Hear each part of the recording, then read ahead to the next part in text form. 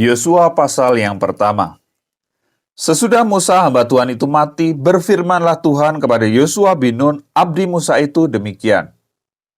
Hambaku Musa telah mati, sebab itu bersiaplah sekarang, seberangilah sungai Yordan ini, engkau dan seluruh bangsa ini menuju negeri yang akan kuberikan kepada mereka, kepada orang Israel itu. Setiap tempat yang akan diinjak oleh telapak kakimu, kuberikan kepada kamu seperti yang telah kujanjikan kepada Musa.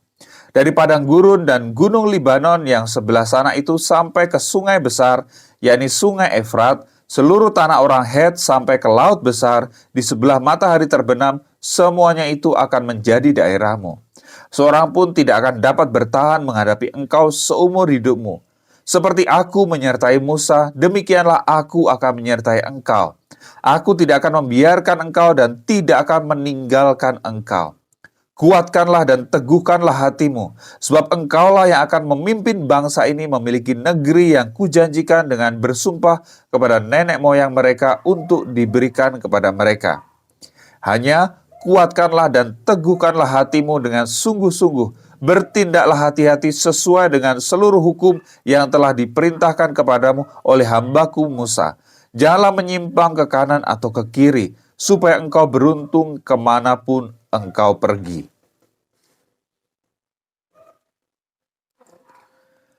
Janganlah engkau lupa memperkatakan kitab Taurat ini, tetapi renungkanlah itu siang dan malam, supaya engkau bertindak hati-hati sesuai dengan segala yang tertulis di dalamnya. Sebab dengan demikian perjalananmu akan berhasil dan engkau akan beruntung. Bukankah telah kuperintahkan kepadamu, kuatkanlah dan teguhkanlah hatimu? Janganlah kecut dan tawar hati, sebab Tuhan Allahmu menyertai engkau kemanapun engkau pergi. Lalu Yosua memberi perintah kepada pengatur-pengatur pasukan bangsa itu, katanya, jalanilah seluruh perkemahan dan perintahkanlah kepada bangsa itu demikian. Sediakanlah bekalmu, sebab dalam 3 hari kamu akan menyeberangi sungai Yordan ini untuk pergi menduduki negeri yang akan diberikan Tuhan Allahmu kepadamu untuk diduduki. Kepada orang Ruben, kepada orang Gad, dan kepada suku Manasye yang setengah itu berkatalah Yosua demikian. Ingatlah kepada perkataan yang dipesankan Musa hamba Tuhan itu kepadamu, yakni Tuhan Allahmu mengaruniakan keamanan kepadamu dan memberikan kepadamu negeri ini. Perempuan-perempuan dan anak-anak di antara kamu dan ternakmu boleh tinggal di negeri yang diberikan Musa kepadamu di seberang sungai Yordan. Tetapi kamu semua pahlawan yang gagah perkasa haruslah menyeberang di depan saudara-saudaramu dengan bersenjata. Dan haruslah mendorong mereka sampai Tuhan mengaruniakan keamanan kepada saudara-saudaramu seperti kepada kamu juga. Dan mereka juga menduduki negeri yang akan diberikan kepada mereka oleh Tuhan Allahmu.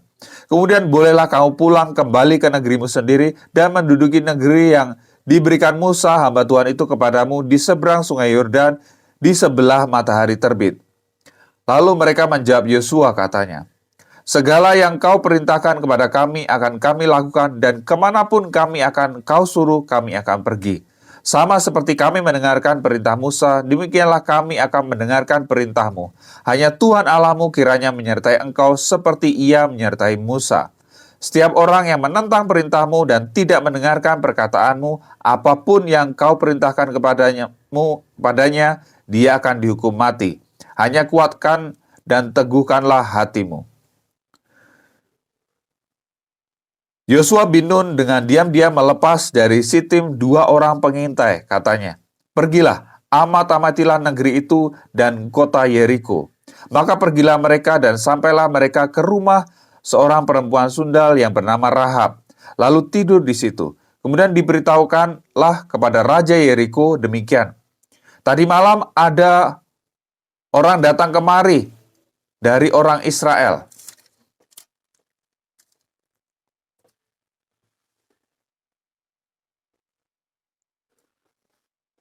untuk menyelidik negeri ini. Maka Raja Yeriko menyuruh orang kepada Rahab mengatakan, bawalah keluar orang-orang yang datang kepadamu itu, yang telah masuk ke dalam rumahmu, sebab mereka datang untuk menyelidik seluruh negeri ini. Tetapi perempuan itu telah membawa dan menyembunyikan kedua orang itu. Berkatalah ia, memang orang-orang itu telah datang kepadaku, tetapi aku tidak tahu dari mana mereka. Dan ketika pintu gerbang hendak ditutup menjelang malam, maka keluarlah orang-orang itu. Aku tidak tahu kemana orang-orang itu pergi. Segeralah kejar mereka, tentulah kamu dapat menyusul mereka.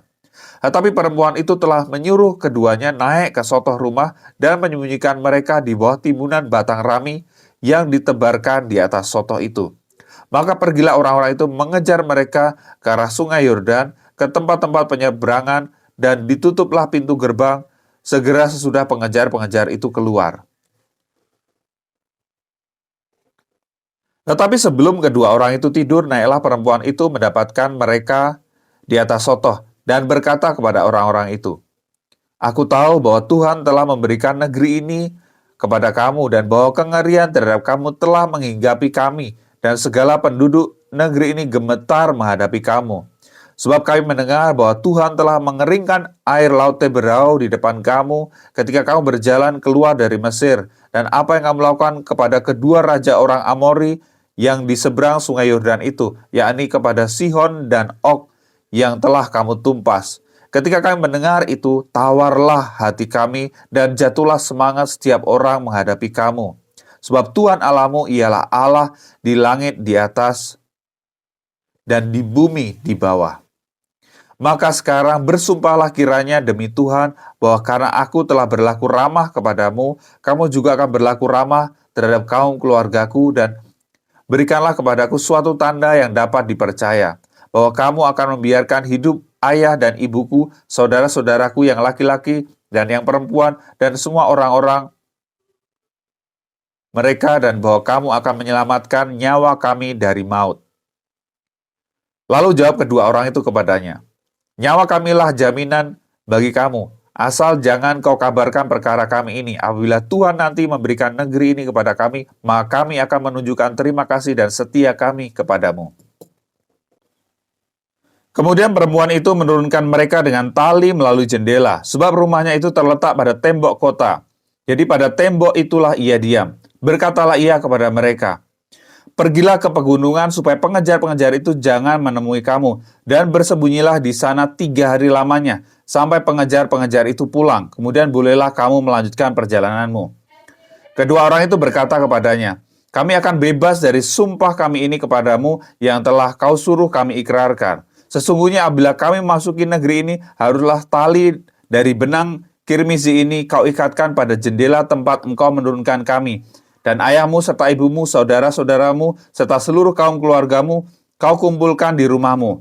Setiap orang yang keluar nanti dari pintu rumahmu harus sendiri menanggung akibatnya kalau darahnya tertumpah. Dan kami tidak bersalah. Tetapi siapapun yang ada di dalam rumahmu, jika ada orang yang menciderainya, kamilah yang menanggung akibat pertumpahan darahnya. Tetapi jika engkau mengabarkan perkara kami ini, maka bebaslah kami dari sumpah kepadamu itu, yang telah kau suruh kami ikrarkan."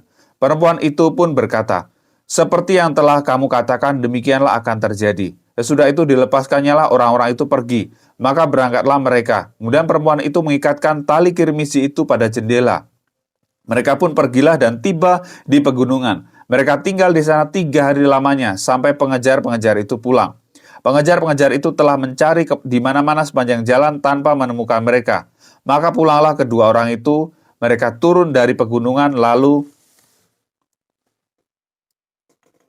menyeberang dan sampai kepada Yosua bin Nun. Kemudian mereka ceritakan segala pengalaman mereka. Kata mereka kepada Yosua, "Tuhan telah menyerahkan seluruh negeri ini ke dalam tangan kita. Bahkan seluruh penduduk negeri itu gemetar menghadapi kita."